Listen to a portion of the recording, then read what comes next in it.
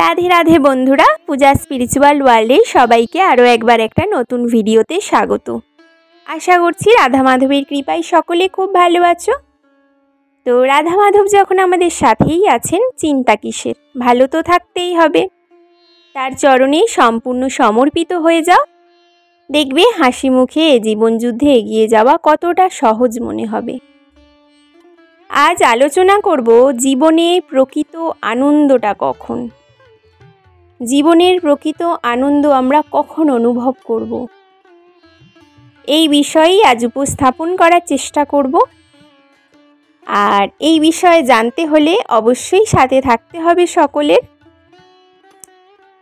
জীবন আনন্দের একমাত্র তখন যখন আমরা এটা অনুভব করব। আমরা এই দেহটা পাওয়ার জন্য কত অপেক্ষা করেছি, 84 লক্ষ জন্ম, 84 লক্ষ জনই বিচরণ করে এই মানব জন্ম। আমাদের এই দেহ এতবার নাশ হয়েছে, আমরা তো সকলেই জানি যে আমাদের এই দেহ বহুবার নাশ হয়েছে। আত্মা নিত্য অবিনাশী, তা কৃষ্ণের অংশ, পরমাত্মার অংশ। এই মানব দেহ পেয়েছি কৃষ্ণের ভজনা করে জন্ম মৃত্যুর এই চক্র থেকে বেরিয়ে পুনরায় নিজের ঘরে ফিরে যাওয়ার জন্য, অর্থাৎ কৃষ্ণের বৈকুণ্ঠ ধামে ফিরে যাওয়ার জন্য। পবিত্র ধাম, সেখানে ফিরতে আমাদেরও সেইভাবেই প্রস্তুতি নিতে হবে, যোগ্যতা অর্জন করতে হবে। যোগ্যতা অর্জন না করলে প্রভু আমাদের কোনো দিনও স্বীকার করবেন না, কোনো দিনও গ্রহণ করবেন না। অনেক হলো এই মায়ার জালে নিজেকে আবদ্ধ রেখে নিজের উদ্দেশ্যকে ভুলে যাওয়া। সেই জন্যই তো বলা হয় সদ্গুরুর চরণে আশ্রয় নিতে, নিরন্তর নাম জপ করতে, ভগবানের সেবা করতে, ভক্তদের সেবা করতে, বৈষ্ণব সেবা করতে। মানব জীবন মানেই নিজের ঘরে ফিরে যাওয়ার সুবর্ণ সুযোগ, যা আমরা কোনো জনিতেই পারব না। ভগবানের কাছে ফিরে গেলে আনন্দের আর সীমা থাকবে না। সেখানে জড়া নেই, ব্যাধি নেই, সমস্ত কিছু ঊর্ধ্বে তিনি। সেখানে শুধু আনন্দই আর আনন্দ।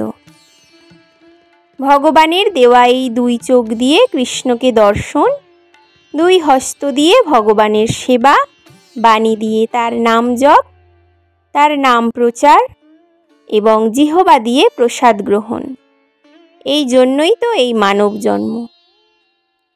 তার সেবায় নিজেকে সর্বদা নিয়োজিত রাখা, মুখে সর্বদা রাধা রাধা নাম বলার জন্যই তো এই মানব জন্ম। এই জন্ম কত মূল্যবান তখনই বুঝব, যখন আমরা অনুভব করব জনমে জনমে সব নাশ হয়েছে, কিন্তু কৃষ্ণের সাথে আমাদের সম্পর্কের কোনো নাশ নেই। ভগবানের সব মনে আছে, আমরা তাকে ভুলে গিয়েছি। এই জন্ম তার চরণে পূর্ণ সমর্পণের জন্য, তাকে ডাকার জন্য, তার সেবার জন্য। সেই জন্যই তো এই পথেই আমাদের সকলের চলা উচিত। এই পথে অগ্রসর হলেই আমরা জীবনের প্রকৃত আনন্দ লাভ করব। এই মনুষ্য জনম সার্থক হয়ে যাবে। আর এই মানব জনম সার্থক হলেই আমরা জীবন যুদ্ধে জয়ী।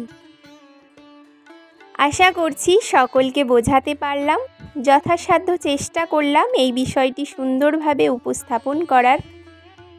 ভিডিওটা যদি ভালো লেগে থাকে অবশ্যই শেয়ার করার চেষ্টা করবে সকলে, এবং সকলকে এই পথে এগোতে হলে, জীবনের প্রকৃত আনন্দ অনুভব করতে হলে ভগবানের সান্নিধ্যে অবশ্যই থাকা উচিত। তো আজকের ভিডিওটা এইটুকু, দেখা হচ্ছে পরের কোনো ভিডিওতে।